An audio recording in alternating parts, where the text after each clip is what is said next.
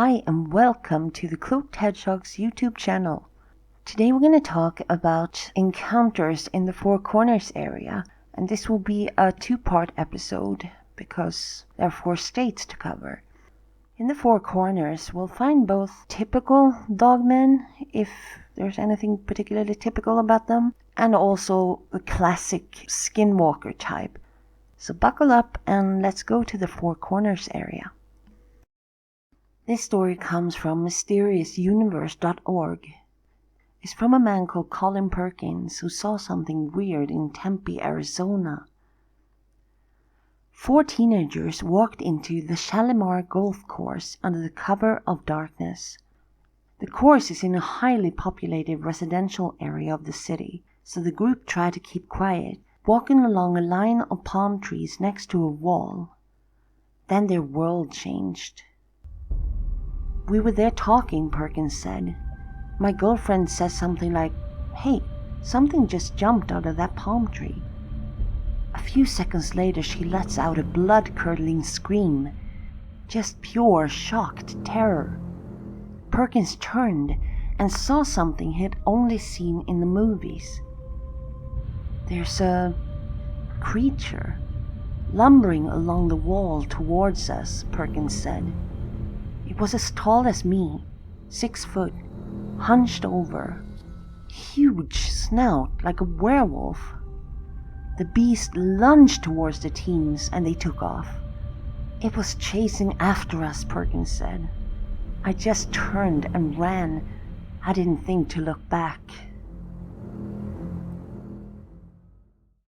This story comes from reddit.com. In July 2004, near Gallup, New Mexico, I had my first and only encounter with a skinwalker. Before this, I used to say, "I'll believe it when I see it." Well, I'm a believer now. What I saw was not full human, not full animal. I was moving and had just completed the cleaning and was with my 10-year-old son. We had called it a night and we headed to our new place. As we walked out the front door, I saw a figure move from behind my neighbor's car to a nearby tree that stood between our apartments. It did not have red glowing eyes, snarling teeth, or a rotten smell. It did move quickly, but not quick enough to avoid the light from a nearby light post and the porch lights. It didn't look at me or come toward me. It moved as if trying to avoid being seen. I was within 15 feet of it, but I did not look back to fully inspect it. What I saw was a wolf-like animal that sort of resembled the Beast in Beauty and the Beast, just not cartoonish. It had brown fur that completely covered it, and it wasn't a pelt. It was a very large wolf. It didn't have any human traits except that it walked on its hind legs. It cowered behind the tree as we got into our vehicle. When we got in, I asked my son, "Did you see that?" Thankfully he hadn't. My brother-in-law insists that it wasn't a skinwalker because I would never have seen it. To this day I can picture what it looked like. I know they exist and I pray I never encounter one again. This story comes from phantomsandmonsters.com. My brother and I were out on Navajo Dam Road cutting wood. We had turned onto a dirt road on the northeast side. After cutting a few trees at the bottom of a canyon, we decided to go further up the hill to see if we could find more dead trees. I also had my dog and my son with me. We made our way up the hill and it flattened out. There were a few dead trees, so we decided to stop and cut those, as it was getting dusk and colder. My son and his dog got out and were playing fetch, while my brother Chris and I prepped the trees to cut. As we were about to finish up, my kiddo came running up the hill and said he'd found some really neat-looking tracks from an animal. So as I made my way down the hill and towards my truck with an armful of wood, I stopped to look at the tracks. They looked like claw marks in the sand and were in the same direction as we would climb to cut. As I was looking at the tracks, I noticed that I didn't hear my brother's chainsaw anymore. As soon as I realized the motor sound had stopped, I heard a scream, the sound of a shotgun being pumped, then a shot being fired. Before I could even react, Chris came running at breakneck speed down the hill, past me and to the truck, yelling, "Drop the wood, let's go!" My dog was barking, growling and backing up, with hair raised on her back and neck. I shuttled my kid and dog with wood in hand down the hill, through the wood in the back seat with kiddo and dog. Needless to say, we got the hell out of there.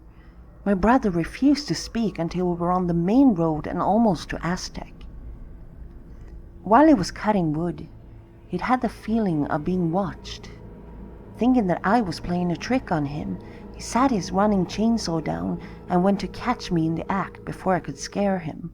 Not knowing I was further down the hill with my son, he climbed the rest of the hill and was looking around to find me.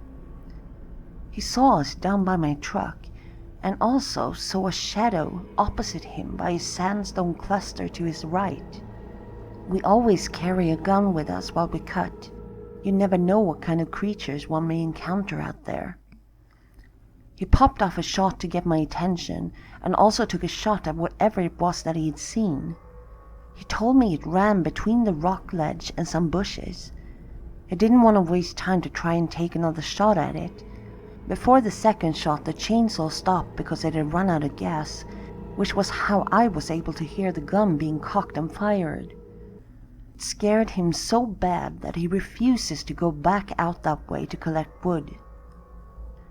Always the skeptic, I thought he was bullshitting me, trying to scare me, but then I remembered the claw marks my kiddo had found, and knowing that nothing scares my brother nor dog.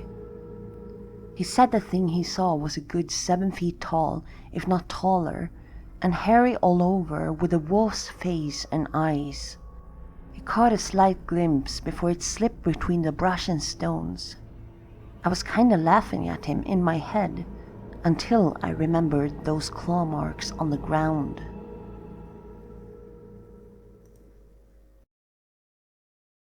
This comes from paranormal@about.com. It's called The Were-Dog Creature of South Mountain. This story was told to me by a co-worker a few years ago. I will call her Bev. The time of the incident would have been around 2007. Bev said she lived at the base of South Mountain. South Mountain is a mountain and park south of central Phoenix, Arizona. Bev was in her early 20s and enjoyed what others her age do, going out partying, dancing, and breakfast after. She said she was driving home early in the morning after a night of dancing and breakfast at about 2 a.m. She said she was not high or drunk or anything. She was driving down Baseline Road and past a park. She saw a large dog sitting in the park and paid no attention, but then she saw that it was starting to run after her car. She said it stayed right with her on the driver's side and did not seem to want to give up. She floored the gas and was going really fast, and the dog kept up, but finally she lost it. She looked in the rearview mirror and the dog stood up on its hind legs and walked across the road. She vowed never to be in that area again at night. She said a short time after that, a friend was driving to her house down Baseline and saw this same creature. It also chased her and walked on 2 legs. Locals of Phoenix, Arizona hear about a lot of happenings at South Mountain. They hear tales of ghosts, UFOs, flying entities, strange lights, and what have you. In fact, there's another story here at paranormal@about.com that also happens near South Mountain off Baseline Road. I live close to the reservation just outside of Mesa, Arizona, where there are rumors of skinwalkers. I have a couple of native friends who I just recently went camping with around 20 miles outside the valley to a place they call Three Poles. This place is considered holy land in their eyes and is close to a river. There are numerous stories I know about this place, such as a flute player you can hear at night, or the boulder-sized splashes you hear in the river, but the most notable are the stories of the Skinwalkers. We arrived at the camping site around 9 p.m. It was already dark, so we started to unpack and made a fire. Once that was done, my native buddies put up the barriers and puffed the smoke of tobacco upon us as a personal barrier. They told me never to go anywhere alone, and that around 3 a.m. is when the spirits are the most active. Around 2 a.m., the beating of a drum became very clear. This is a sign of the Skinwalker, they told me. At around 3 a.m., the smell of wet dog became apparent. This is a sign of either two things: Hoofy, an extremely evil spirit, or the Skinwalkers. The fire grew small, and we could see the shadows of animals. We all decided to move to another site in the morning. As first light dawned, we packed. We sat in the back of his truck to hold down the stuff. As we left, I saw a Rottweiler walking on his hind legs straight to the middle of our camp. He was easily 5 feet tall and had bright orange eyes. I freaked out and screamed as it was running at us, still standing up. It disappeared into a bush after we turned the corner. Later on, at our other camp, an old man with his face covered up by hair visited us and acted very strangely. We ran out of drinks, so a friend and I decided to head out on foot. No car, as a friend had to take it home. We saw a car. As it approached, it slowed down to a halt, and the same man asked if we wanted a ride.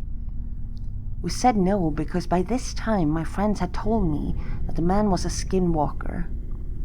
He grabbed my arm and pulled me by his car and looked straight at me. As my friend ran up to grab me, the man took off in his car. Once we got back, I relaxed. It was around dawn when just behind me the man appeared about 10 feet away and asked him if I could help him with something back at his camp.